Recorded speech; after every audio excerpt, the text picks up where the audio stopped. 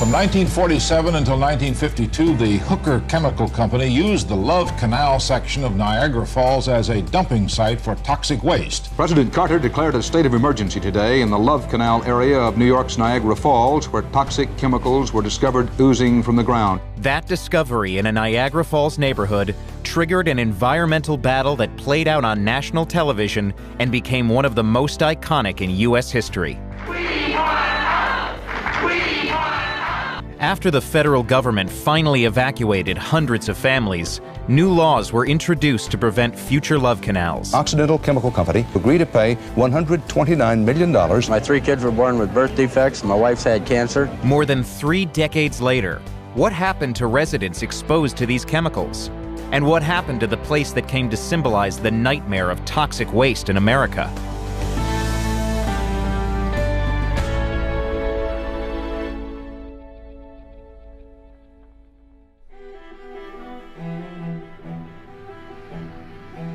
In the spring of 1978, a Niagara Falls housewife read a newspaper story about her neighborhood, known as Love Canal.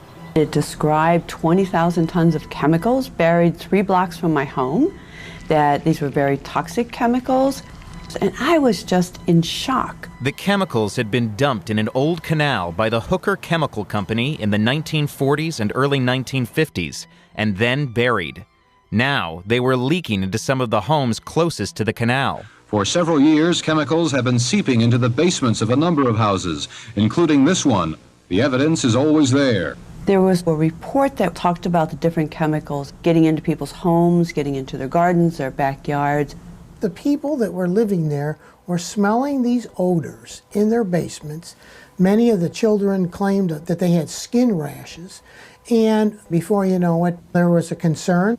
There have been instances of birth defects and miscarriages among neighborhood families. The state had been testing the neighborhood's air, soil, and groundwater and made an announcement for the homes closest to the canal. The New York State Health Department recommended that pregnant women and children under the age of 2 immediately move out of the area. How many chemicals have been identified as being underground here? So far, we know of 88 specific chemicals that have been identified. And of those 88, how many are suspected of causing cancer?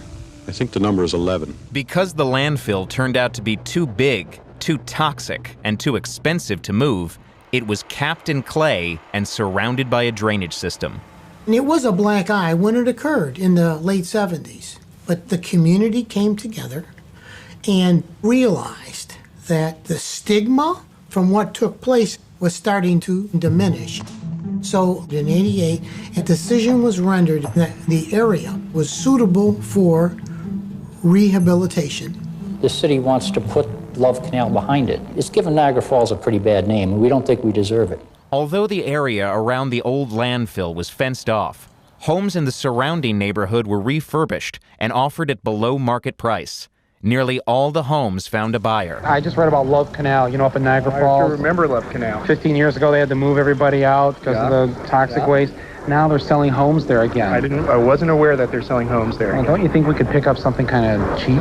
The repopulation was met with protests by activists, including Lois Gibbs, who said the area was still not safe. They never took any chemicals out. The 20,000 tons of chemicals still remain in the center of Love Canal. 35 years after Love Canal captured the national spotlight, the story has resurfaced. New concerns have emerged from the Love Canal era. In 2011, a city crew repairing a sewer line discovered a pocket of chemical waste less than half a mile from the landfill. State and EPA investigators said there was no danger. The waste was isolated, had not leaked from the landfill, and was believed to be left over from the original cleanup. But 6 families in the surrounding neighborhood have filed lawsuits. They say the discovery exposed them to harmful chemicals, and now believe the landfill itself is not properly contained and is damaging their health. The battle over Love Canal continues.